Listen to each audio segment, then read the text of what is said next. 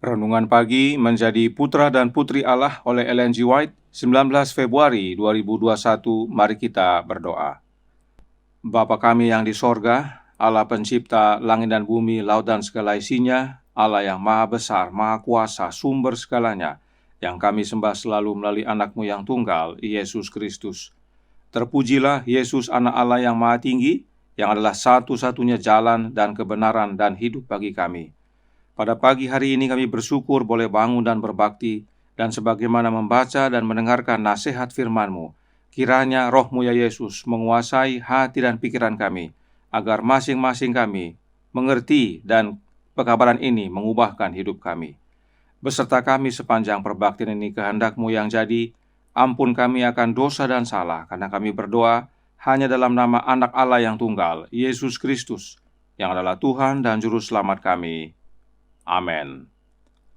Renungan hari ini akan dibacakan oleh Saudari Jennifer Avery. Silahkan, Jenny. Selamat pagi. Bacaan renungan pagi kita hari ini tanggal 19 Februari berjudul Kita Tidak Akan Punya Ilah Lain. Ayat kita pagi ini terdapat dalam Keluaran 20 ayat 3. Berbunyi demikian, jangan ada padamu Allah lain di hadapanku. 10 hukum yang berisi, hendaklah kamu dan jangan kamu, adalah 10 janji yang dipastikan kepada kita kalau kita mau menuruti hukum yang memerintah alam semesta. Tidak ada hukum moral yang diperintahkan dalam bagian manapun dari Alkitab yang tidak diukir dengan jari Allah dalam hukumnya yang suci itu pada 2 loh batu. 1 salinan diberikan kepada Musa di atas bukit Sinai. 4 hukum yang pertama memerintahkan manusia di dalam kewajibannya berbakti kepada Tuhan Allah kita dengan segenap hati dan segenap jiwa, dan dengan segenap pikiran dan dengan segenap kekuatan. Ini meliputi manusia seluruhnya. Ini menuntut kasih yang begitu hangat, begitu bersemangat, sehingga manusia tidak dapat menghargai apapun dalam pikirannya atau kasih sayangnya dalam persaingan dengan Allah. Dan pekerjaannya akan membawa tanda tangan surga. Segala sesuatu adalah yang kedua kepada kemuliaan Allah. Bapa kita yang di surga haruslah selalu disayangi sebagai yang terutama. Kesukaan dan kemakmuran, terang dan kecukupan hidup kita, serta bagian pusaka kita untuk selama-lamanya. Biarlah manusia menyembah dan berbakti kepada Tuhan Allah, dan hanya Dia saja. Janganlah kesombongan yang mementingkan diri diangkat dan disembah sebagai suatu dewa. Janganlah uang dijadikan dewa. Kalau hawa nafsu tidak ditaklukkan, ke bawah pemerintahan segala kuasa pikiran yang lebih tinggi, hawa nafsu kebinatangan akan memerintahkan manusia. Segala sesuatu yang dijadikan pokok pikiran dan pemujaan yang tidak sepantasnya, pikiran yang dimanjakan, ialah suatu dewa yang dipilih terlebih daripada Allah. Yahweh yang kekal, yang ada dengan sendirinya. Oknum yang tidak dijadikan, Dia sendirilah sumber dan pemelihara semuanya, yakni satu-satunya yang berhak disembah serta menerima penghormatan tertinggi. Manusia dilarang untuk memberikan kepada objek yang lain tempat terutama dalam kasih sayangnya ataupun pelayanannya.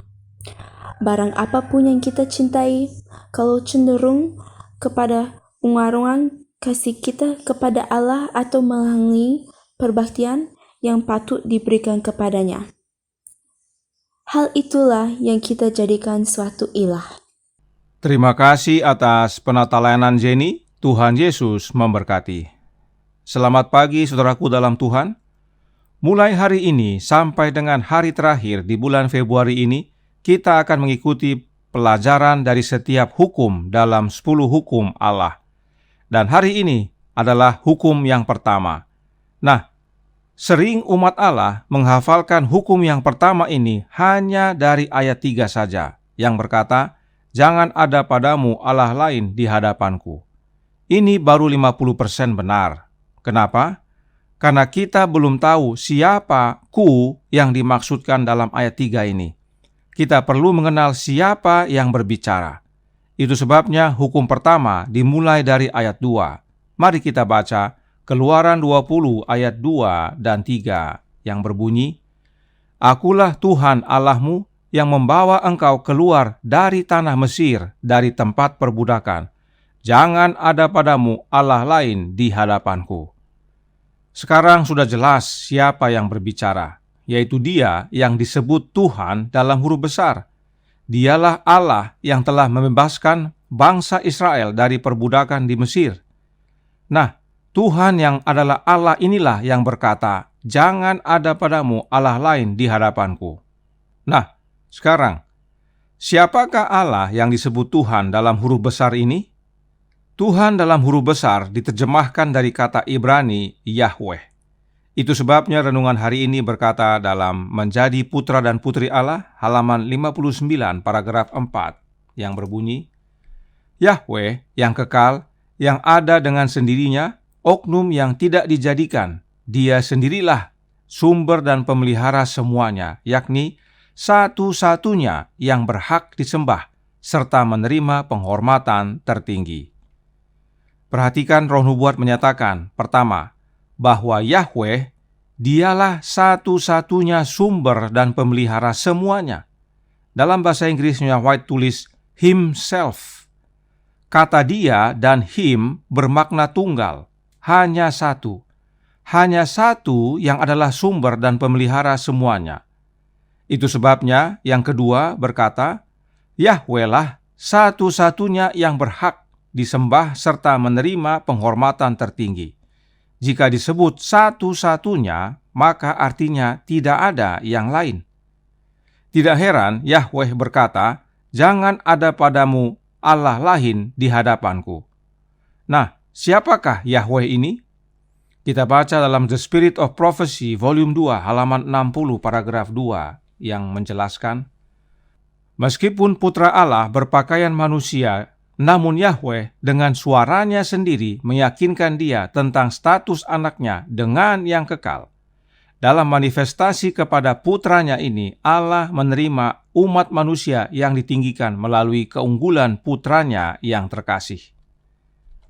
Yahweh ini punya anak, dan saat anaknya keluar dari air saat selesai dibaptis, Yahweh dengan suaranya sendiri meyakinkan anaknya bahwa anaknya itu meski berpakaian manusia adalah anaknya Yahweh yang disebut dengan yang kekal. Jadi, saat Yahweh berkata, "Inilah anakku yang kukasihi, kepadanyalah aku berkenan," itu adalah jaminan kepada Yesus, anak Yahweh, bahwa Dia adalah sesungguhnya anaknya Yahweh. Jelas bahwa Yahweh ini adalah Allah Bapa. Jadi, dengan sendirinya renungan hari ini berkata, pertama, Allah Bapalah sumber dan pemelihara segalanya. Dan kedua, Allah Bapalah satu-satunya yang berhak disembah serta menerima penghormatan tertinggi. Tidak heran Paulus menuliskan dalam 1 Korintus 8 ayat 6 yang berkata, "Namun bagi kita hanya ada satu Allah saja, yaitu Bapa, yang daripadanya berasal segala sesuatu dan yang untuk Dia kita hidup. Dan satu Tuhan saja, yaitu Yesus Kristus, yang olehnya segala sesuatu telah dijadikan dan karena Dia kita hidup." Roh Nubuat jelas dan selaras dengan Alkitab. Paulus telah menyatakan bahwa Allah Bapa adalah sumber segalanya. Kepada Dialah penyembahan dan penghormatan kita yang tertinggi kita berikan. Yesaya telah terlebih dahulu menyatakan dalam Yesaya 42 ayat 8 yang berbunyi, "Aku ini, Tuhan, itulah namaku. Aku tidak akan memberikan kemuliaanku kepada yang lain atau kemasyuranku kepada patung." Yang berbicara dalam ayat ini adalah Tuhan dalam huruf besar, yaitu Yahweh, dan Tuhan dalam huruf besar ini adalah nama. Yahweh tidak memberikan kemuliaan kepada yang lain, sebab dialah Allah dan tidak ada yang lain. Yesaya menuliskan dalam Yesaya 45 ayat 5 yang berbunyi, Akulah Tuhan dan tidak ada yang lain, kecuali aku tidak ada Allah. Aku telah mempersenjatai engkau, sekalipun engkau tidak mengenal aku. Tuhan, itulah Allah dan tidak ada yang lain. Dia adalah Allah Bapa dan jangan ada ilah lain atau Allah lain di hadapannya. Apakah pemahaman ini hanya dimiliki oleh orang-orang di zaman Perjanjian Lama? Oh, tidak. Mari kita baca dalam Kisah Para Rasul halaman 129 paragraf 1 yang berkata, Herodes kenal baik akan hukum Allah yang mengatakan, jangan ada padamu Allah lain di hadapanku. Keluaran 20 ayat 3. Dan ia mengetahui bahwa dalam menerima kebaktian orang banyak, ia telah mengisi ukuran kejahatannya dan membawa kepada dirinya sendiri penghukuman yang adil daripada Tuhan Hua. Inilah Raja Herodes yang telah memanjung Yohanes Pembaptis, dan Herodes yang sama telah memenjarakan Petrus. Kutipan ini diambil dari bab 15 buku Kisah Para Rasul yang berbicara tentang kelepasan Petrus dari penjara. Ini adalah peristiwa yang terjadi sesudah hari Pentakosta. Perhatikan, Roh Herodes saja yang notabene adalah raja kafir mengenal baik bahwa 10 hukum itu adalah hukumnya Allah yang adalah Jehovah atau Yahweh atau Allah Bapa. Bagaimana Herodes bisa mengenal dengan baik hukum Allah Bapa? Karena Yohanes Pembaptis mengabarkannya kepada Herodes. Bisa baca dalam Spirit of Prophecy volume 2 halaman 69 paragraf 2. Jadi, baik di Perjanjian Lama maupun dalam Perjanjian Baru, baik Alkitab maupun Roh Nubuat, semuanya menyatakan bahwa hanya ada satu Allah, yaitu Jehovah atau Yahweh, yang adalah Allah Bapa. Sebab Bapa sumber segalanya dan pemelihara segalanya. Itu sebabnya renungan hari ini berkata dalam Menjadi Putra dan Putri Allah halaman 59 paragraf 3 yang berkata, Biarlah manusia menyembah dan berbakti kepada Tuhan Allah dan hanya Dia saja. Siapakah Tuhan Allah yang dimaksudkan? Tuhan Allah yang dimaksudkan adalah Allah Bapa. Dan Roh Nubuat berkata, hanya Dia saja. Atau dalam bahasa Inggrisnya White tulis, Him only. Dia dan Him itu artinya tunggal, hanya satu. Apakah ada unsur Trinitas dalam pekabaran renungan hari ini? Tidak ada. Malah Trinitas membawa bahaya. Mengapa? Sebab Trinitas mengajarkan adanya 3 Allah tapi satu, yang disebut Allah Bapa, Allah Anak, dan Allah Roh. Bapa bukan anak, Bapa bukan roh, anak bukan Bapa, dan anak bukan roh, serta roh itu bukan Bapa, dan roh itu bukan anak. Ketiga Allah tersebut setara dan sama-sama kekal. Itulah ajaran Trinitas. Itu sebabnya ada 3 Allah. Nah, meski Trinitas katakan 3 Allah itu adalah satu, tapi dengan penjelasan dan definisi yang doktrin Trinitas ajarkan, dengan jelas menyatakan adanya 3 Allah. Ingat, tadi dalam buku Yesaya Allah Bapa berkata bahwa tidak ada Allah lain selain Dia, dan bahwa Allah Bapa tidak berbagi kemuliaan dan kemasyuran dengan yang lain, apalagi dengan patung. Artinya, kemuliaan dan kemasyuran itu hanya milik Allah Bapa. Satu Allah saja, satu oknum. Bisa lihat bahayanya ajaran Trinitas? Doktrin itu tidak hanya melanggar firman Tuhan, tetapi juga melanggar hukum yang pertama. Allah Bapa berkata, jangan ada padamu ilah lain atau Allah lain di hadapanku. Tetapi Trinitas menempatkan 2 Allah lain di hadapan umat Allah. Karenanya himbauan bagi semua, kembalilah kepada Allah Bapa, satu-satunya Allah yang benar. Yohanes 17 ayat 3.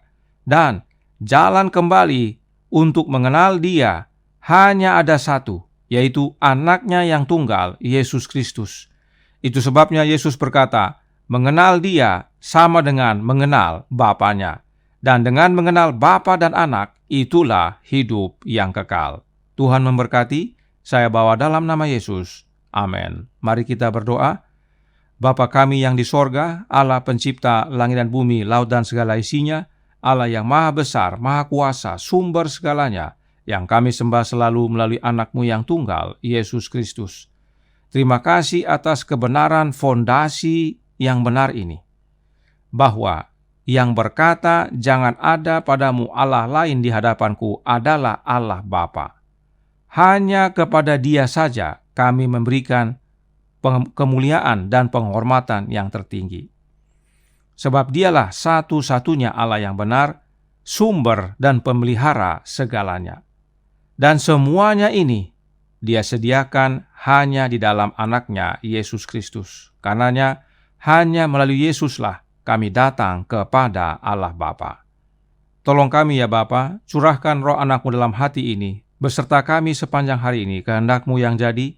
Ampun kami akan dosa dan salah, karena kami berdoa hanya dalam anak Allah yang tunggal, Yesus Kristus, yang adalah Tuhan dan Juru Selamat kami.